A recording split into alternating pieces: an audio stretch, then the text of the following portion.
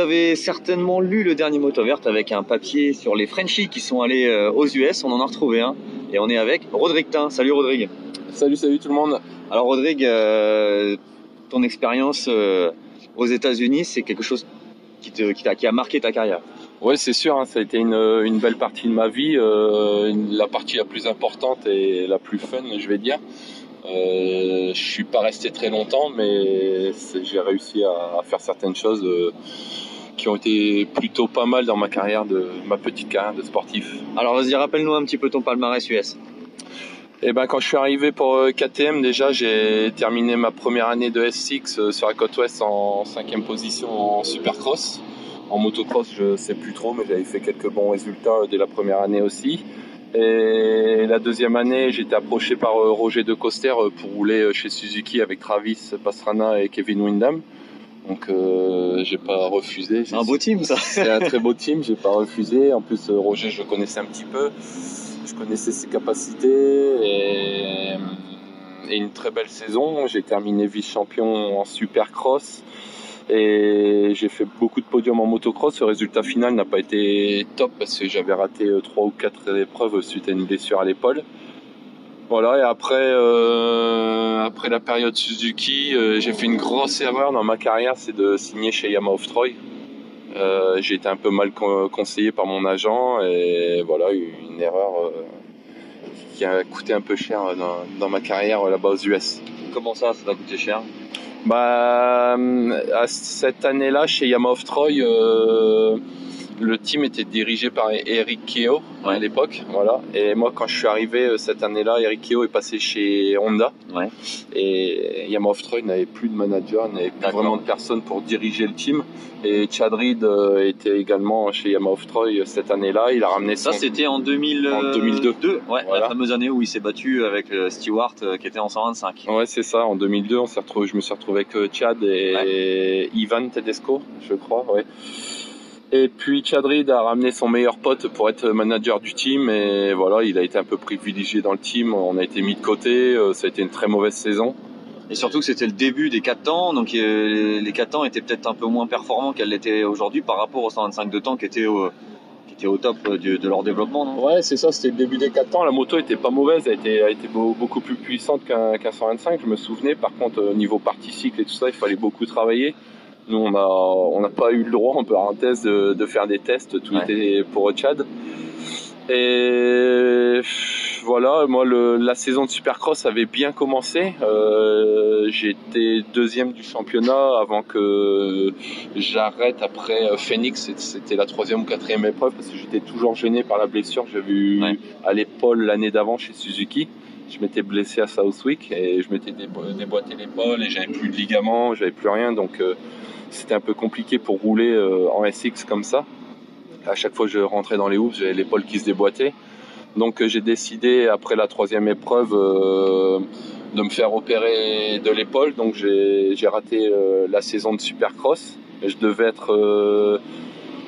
être OK pour la première épreuve de l'outdoor à Glen Helen. J'ai pris part au départ, ça allait pas trop mal et au départ la première manche, je me suis accroché avec Mike Brown et je suis retombé sur cette épaule et voilà, donc ça a été une saison assez compliquée. D'accord.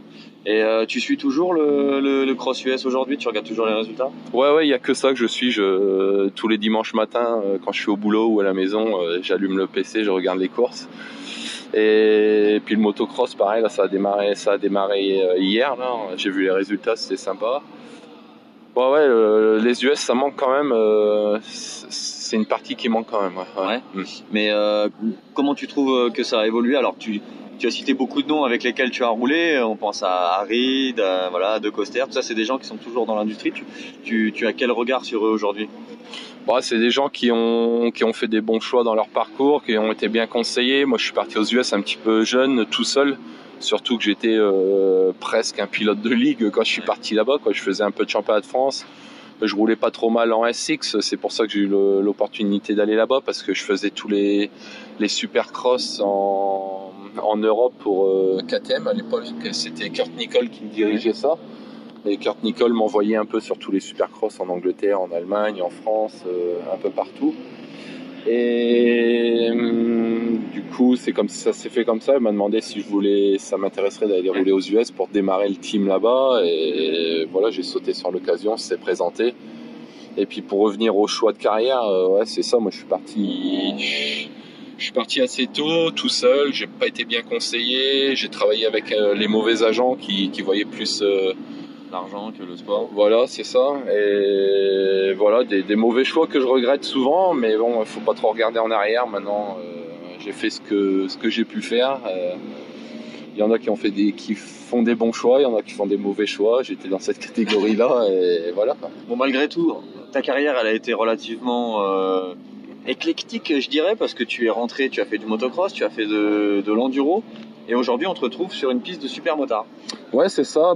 Quand j'étais aux US, je galérais un petit peu à pouvoir rouler dans des bonnes conditions, tout ça.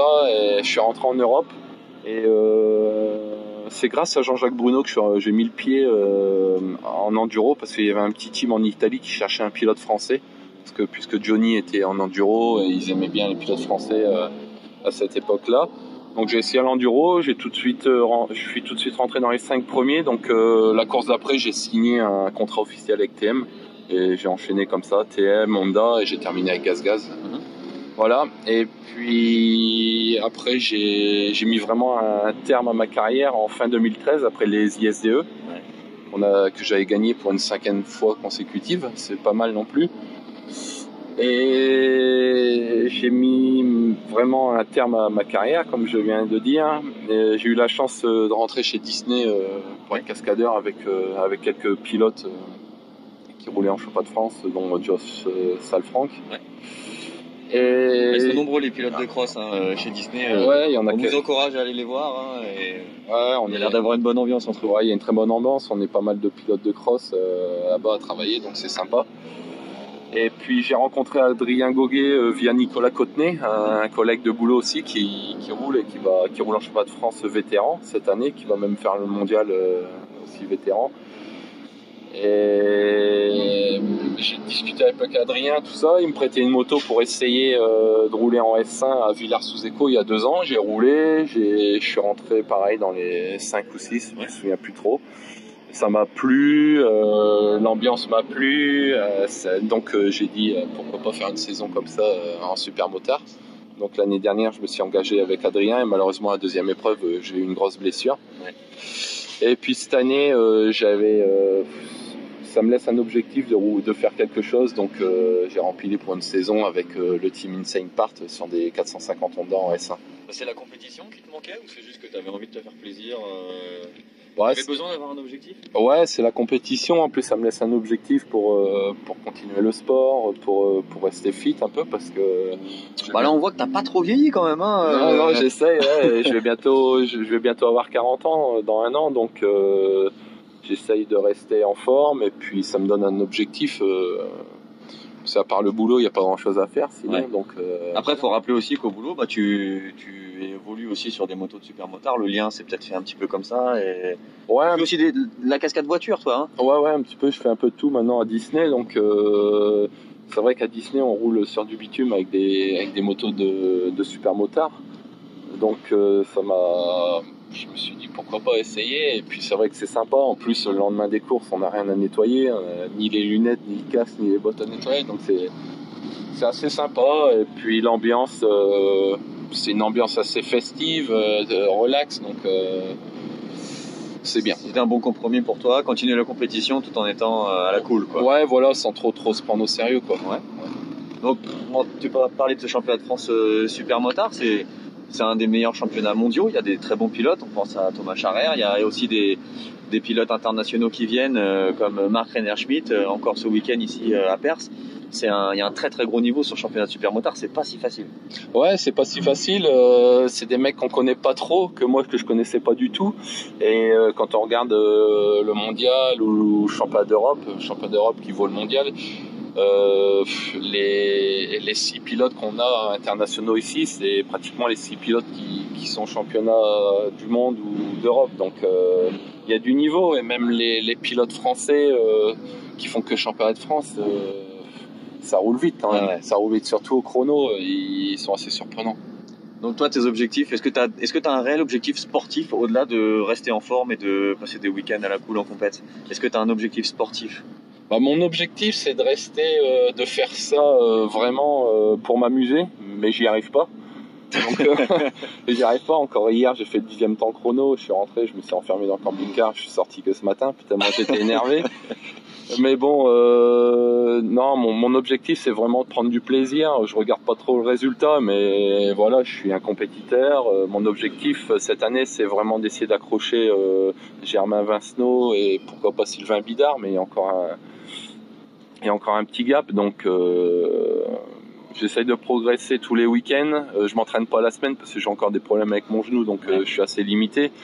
Mais on progresse tous les week-ends de course. J'apprends aussi beaucoup sur les réglages. Comme hier, j'ai fait des mauvais choix. C'est très fin, hein, les réglages en supermoto. Ouais, c'est fin. Comme hier, j'ai fait des mauvais choix techniques là au niveau des pneus, donc je l'ai payé un peu. Et j'apprends. Les réglages suspension sont complètement différents. Mais ton expérience, je dirais, en Supercross US avec les Team Factory, tout ça, ça t'aide un petit peu aujourd'hui? Ouais, ça m'aide parce que j'ai pas mal de feeling avec la moto. Je ressens les choses assez facilement.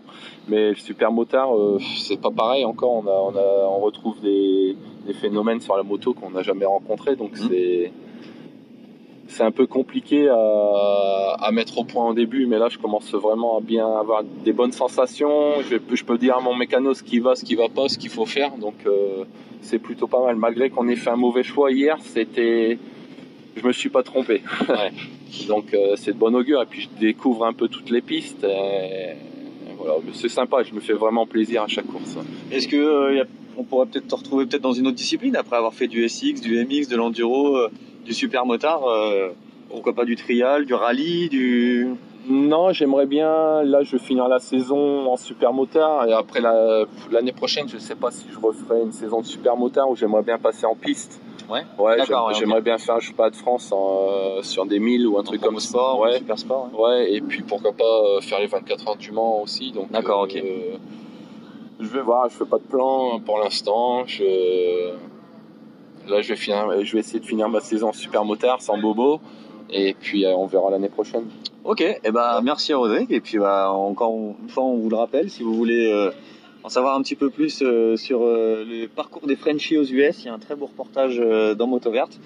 Rodrigue, merci beaucoup pour cette interview. Et puis, à bientôt et on se tient au courant. En tout cas, ça nous a fait plaisir de t'entendre à nouveau sur motoverte.com. Ouais, merci à tous d'écouter ça, de lire les magazines qu'il faut pas oublier. Surtout, il n'y a pas qu'Internet. Et puis, j'invite tous les gens, les fans de motocross, d'enduro, tout ça, venez faire un petit tour sur le supermotard. C'est sympa. Il y a du gros niveau. Vous connaissez pas les noms que vous voyez sur les papiers, mais... Rodrigue, on commence à connaître. Ouais, mais il y a des jeunes français qu'on connaît pas, qui roulent en mondial devant, tout ça. Et ça, il y a du spectacle. On fait pas que des ronds sur le bitume, il y a du spectacle. Alors je vous invite gracieusement à venir. Allez, on vous attend. À bientôt.